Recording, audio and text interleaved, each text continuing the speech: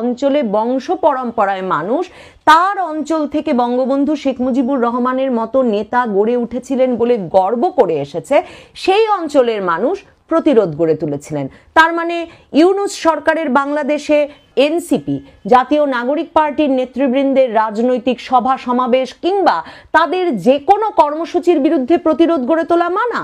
তারা ৩২ নম্বর যেমন ভেঙে গুড়িয়ে দিয়েছেন, কেউ কোনো প্রতিবাদ করেনি, বাংলাদেশের সেনাবাহিনী ভুয়া ভুয়া ডাক শুনে চলে এসেছে, পুলিশ যায়নি ৩ রাত ২ দিন, ঠিক তেমনি ভাবেই তার মানে এনসিপি যেখানে যা ভাঙতে চাইবে, গুড়িয়ে দিতে চাইবে, সাধারণ মানুষ তার প্রাণের তাগিদেও তার বিরুদ্ধে কোনো প্রতিরোধ গড়ে তুলতে পারবে না।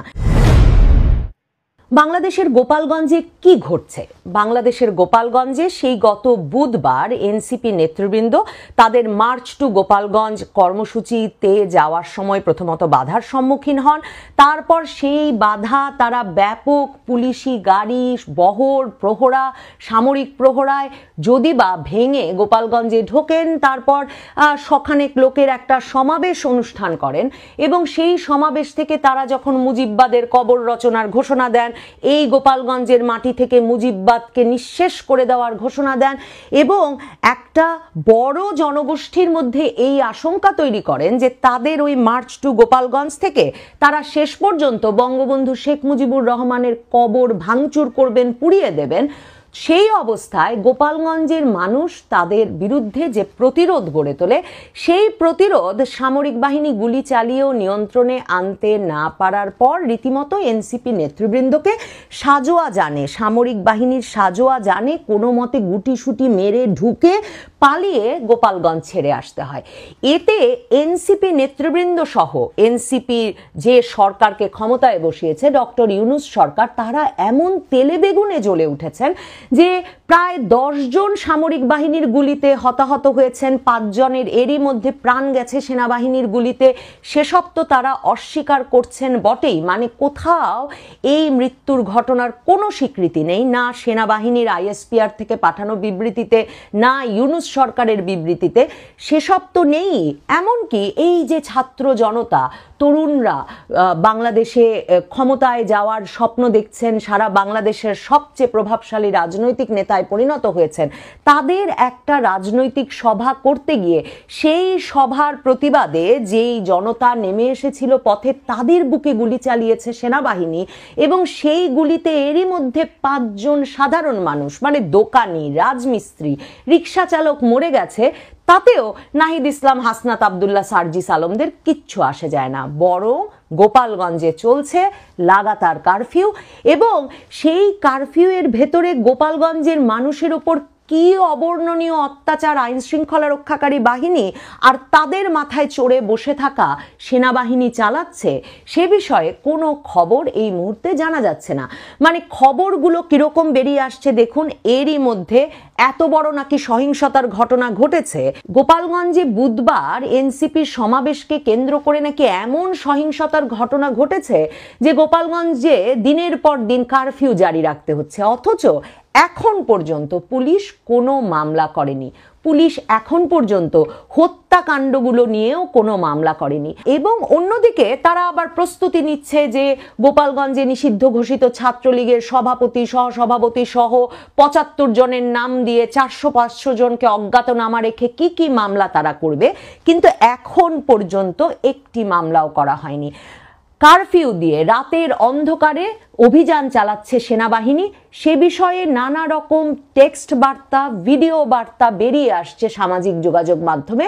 ধরে নিলাম সেগুলোর সত্যাসত্য যাচাই করতে না যেয়েই যদি প্রশ্ন তুলি, কি অভিযান চালাচ্ছে, কাদেরকে লক্ষ্য করে অভিযান চালাচ্ছে আইন শৃঙ্খলা রক্ষাকারী বাহিনী কিংবা সেনাবাহিনী কারফিউ জারি রেখে গোপালগঞ্জে, সেটা কেন জানানো হচ্ছে না?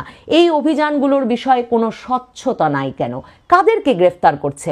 সংবাদ মাধ্যমগুলো একদিকে যেমন খবর দিচ্ছে যে এখন পর্যন্ত থানায় কোনো মামলা হয়নি, ঠিক তেমনি এখন পর্যন্ত গোপালগঞ্জে গ্রেফতারকৃত কাউকে আদালতে হাজির করা হয়নি।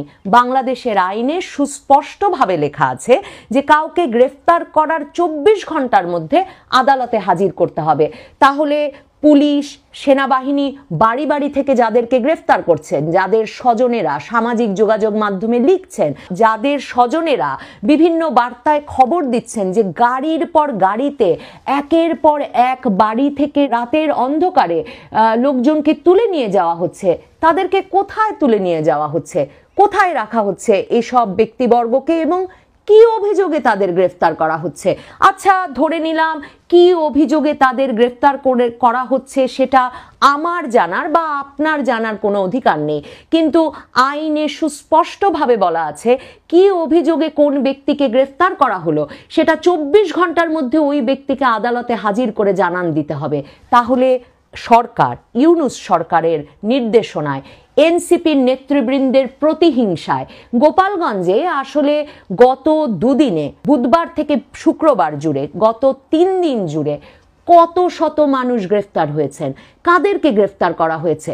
দেখুন, আমরা যেসব ভিডিও বুধবার দিন এনসিপির সমাবেশটি বিনা প্রতিরোধে অনুষ্ঠিত করবার জন্যে সেনাবাহিনীর যেসব তৎপরতার ছবি ভিডিও দেখেছি, সামাজিক যোগাযোগ মাধ্যমে বেরিয়ে এসেছে, সেগুলো দেখলে তো গা শিউরে ওঠে যে কারফিউ জারি রেখে, মিডিয়া ব্ল্যাকআউট করে সেনাবাহিনী সেখানে কি বিভৎস অভিযান না জানি পরিচালনা করছে সাধারণ জনগণের ওপর।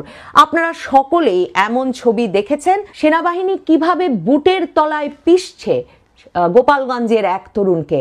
আমরা দেখেছি সেনাবাহিনী AK-47 তাক করে রেখেছে এবং আরেক সেনা কর্মকর্তা বলছেন গুলি কর, গুলি কর। AK-47 থেকে মিলিটারি গ্রেডের গুলি করে এরই মধ্যে অন্তত 10 জন বিভিন্ন হাসপাতালে ভর্তি হয়েছেন, খবর এসেছে। 4 জন মারা গিয়েছিলেন বুধবারে, এরপর মারা গেছেন রমজান আলী নামের আরেক রিক্সা চালক। নিহতদের 5 জনের একজনও রাজনৈতিক দলের সদস্য বলে জানা যায় না। নিহতদের 3 জন বিভিন্ন দোকানের কর্মচারী হিসেবে কাজ করতেন, একজন রিক্সা চালক আর একজন রাজমিস্ত্রি। ওই দোকান কর্মচারী 3 জনের মধ্যে একজনকে অবশ্য কোথাও কোথাও ছাত্রলীগের কর্মী বলে দাবি করা হচ্ছে। কিন্তু সেনাবাহিনীর চিরুনি অভিযান বঙ্গবন্ধুর বাড়ি গোপালগঞ্জে এবারই প্রথম নয়। আগস্টের পর থেকে কয়েক দফায় রাতভর দিনভর চিরুনি অভিযান চলেছে গোপালগঞ্জে।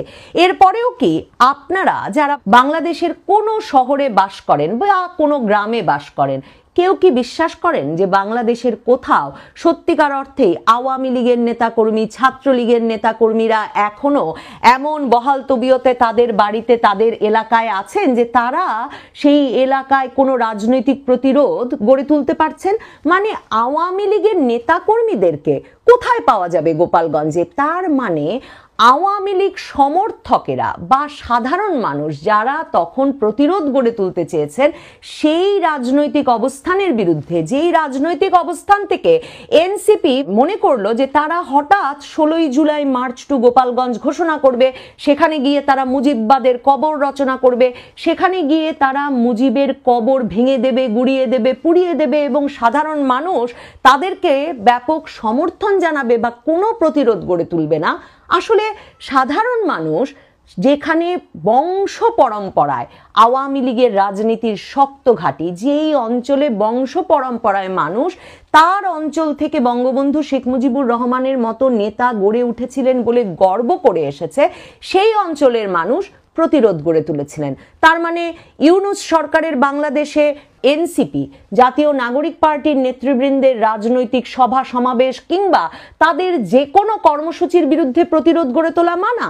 তারা 32 নম্বর যেমন ভেঙে গুড়িয়ে দিয়েছেন, কেউ কোনো প্রতিবাদ করেনি, বাংলাদেশের সেনাবাহিনী ভুয়া ভুয়া ডাক শুনে চলে এসেছে, পুলিশ যায়নি 3 রাত 2 দিন, ঠিক তেমনি ভাবেই তার মানে এনসিপি যেখানে যা ভাঙতে চাইবে, গুড়িয়ে দিতে চাইবে, সাধারণ মানুষ তার প্রাণের তাগিদেও তার বিরুদ্ধে কোনো প্রতিরোধ গড়ে তুলতে পারবে না। ইউনূস সরকারের কাছে শান্তিপূর্ণ বাংলাদেশের চেহারাটা এমন, না হলে ইউনূস সরকার কারফিউ জারি রেখে, মিডিয়া ব্ল্যাকআউট করে দিনের পর দিন সাধারণ মানুষকে গ্রেফতার করবেন, সেনাবাহিনী তাদেরকে বুটের তলায় পিষে মারবে, সেনাবাহিনী ইচ্ছে হলেই AK-47 তাক করে তাদের গুলি করে মারবে।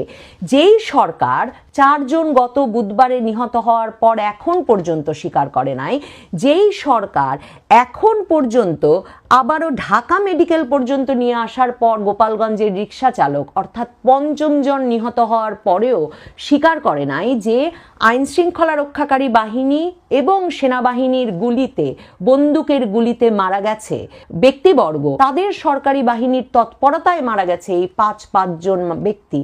সেই সরকার গত কয়দিন কারফিউ জারি করে কাদের মেরে ফেলছে, কাদের গ্রেফতার করছে, এ বিষয়ে কি কোনো বিশ্বাস রাখা যায়?